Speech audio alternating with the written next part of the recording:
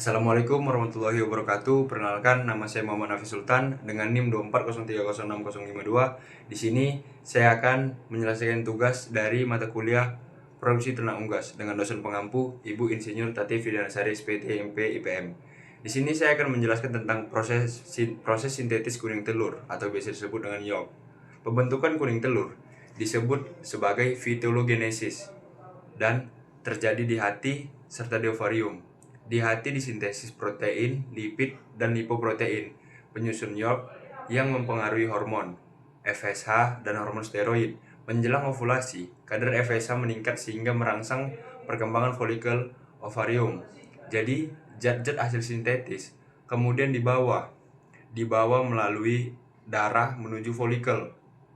Nah, ovarium dibawa menuju darah menuju folikel, itu ovarium untuk diserap dan ditimbun sedikit demi sedikit sehingga ukuran yolk membesar.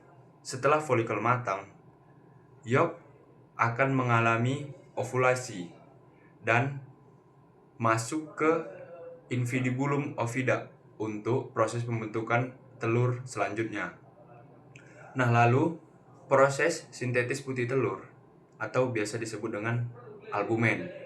Nah, proses sintetis putih telur ini, pembentukan putih telur berlangsung di magnum oviduct selama 3,5 jam.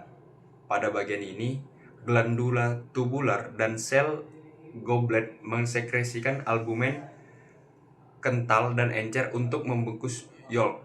Jadi albumen tersusun atas ada kalazet, putih telur kental, serta putih telur encer. Bagian dalam dan luar protein utama albumen meliputi ovalbumin, ada ovat transferin, ada ovomucin, dan lisizom. Sintetis albumen dipengaruhi hormon estrogen dan mengaktifkan pembentukan mRNA dan protein albumen di dalam sel magnum sehingga terbentuk putih telur yang berfungsi untuk melindungi embrio. Lalu selanjutnya ada proses sintetis kerabang telur. Jadi proses sintetis kerabang telur ini pembentukan kerabang telur diklasifikasikan dan berlangsung di uterus selama 18 sampai sekitar 21 jam sehingga menjadi tahap terlama dalam pembentukan telur. Namun pada proses ini terjadi pengendapan kalsium karbonat pada membran kerabang hingga terbentuk kerabang yang keras.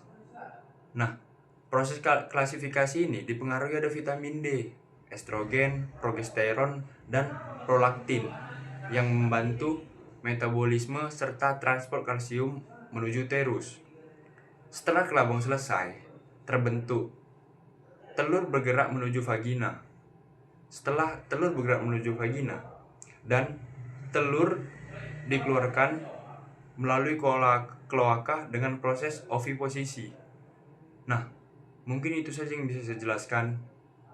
Sekian tugas dari saya, Muhammad Nafis Sultan. Terima kasih.